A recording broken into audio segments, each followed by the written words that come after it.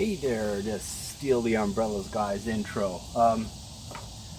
Figured I'd do a short video here today on something that someone asked me on my channel. They asked me to give them a little bit of advice and my opinion, keynote, my opinion, on whether I like Indiegogo and whether they thought that they should, or I thought that they should put their comic out. And I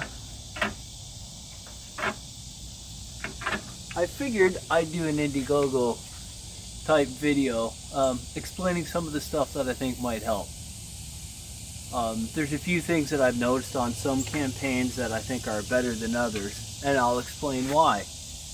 And I figured instead of just me sitting down doing something or nothing, I'd do a video of me actually doing something, working on my old tractor, trying to get it ready for paint so I can actually do some work around my property. But as for things that I've seen on Indiegogo that I think may help you sell a comic, number one's the art. There was one, Charlemagne, and the art, no offense to the guy, he was trying to do everything himself, but the art was terrible. It was atrocious. It was really bad art. Now that's someone who I really think should have gone out and looked for an artist. And I'm not just speaking out my rear end. I'm actually contacting a writer, and I'm contacting an artist, and I am talking to the two of them because I have an idea that I would like to put out. So I know I'm not by no means a writer, and I'm by no means an artist to the caliber of being able to do my own comics. So I figured, hey, I'm going to find somebody else, take my idea, and how about three of us make some money on this instead of just, or two will definitely make money, I may not, but hey, nothing ventured, nothing gained. Now, some of the things I've noticed on Indiegogo. The campaigns that I actually like the most are the ones where they actually do a video, which is one of the questions I was asked. I was asked, should I do a video to promote my comic? Get out of my nose, bug, thank you very much. The answer to that is a definite yes. Don't do like some people where all they do is show the artwork. Do a video describing what your story is. And in this person's particular, oh, that's too tight. And in this person's interest, because this is their very first comic, I would state that. State, hey, this is my first comic. I'm new to this. That way, the little tiny bit of flaws that are in his comic are forgiven more, because people will look at it, hey, this is the first time this guy's ever done this, cool. Because the more you do something, the better you get. Plain and simple. Practice makes perfect. You know, that's not an unrealistic statement. So, saying that is definitely something I would do. Do a video on your project. Show your art. Talk about the story. Talk a little bit about yourself. You know, you don't... Another thing this person was worried about is he didn't want to put his face out there. So I said, fine. Do an overlay. Show your art, but have someone do a voiceover. That way you're not, I think this person is afraid of persecution, and I'm not going to go into why, but that's what I think this person was afraid of. So that's fine. You know, do a voiceover. Show your art, show some pages of the book, go in different stages. Show some black and whites, show some that are in color. Or with some of the guys, when they do it, they show black and white, then they show it in color to show you the transition of the two. Another thing, update your page a lot. As stuff comes in, as you do stuff, put little teasers out there. That way it keeps people interested. I keep an eye on a lot of these that I have backed. They send stuff on Twitter, because some of them I'm actually part of their Twitter.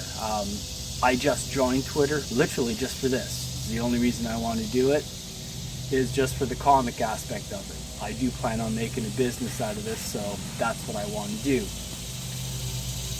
So that being said, I would do a video, be specific on your story, introduce yourself, whether it be in person, like I'm doing now, or with a voiceover. That's up to you. You don't have to use your voice, use somebody else's. Some of the videos I've seen are absolutely hilarious. I forget who it was. Somebody did one and I laughed. Literally, the guy was in his bed, in his pajamas, and he was selling his comic.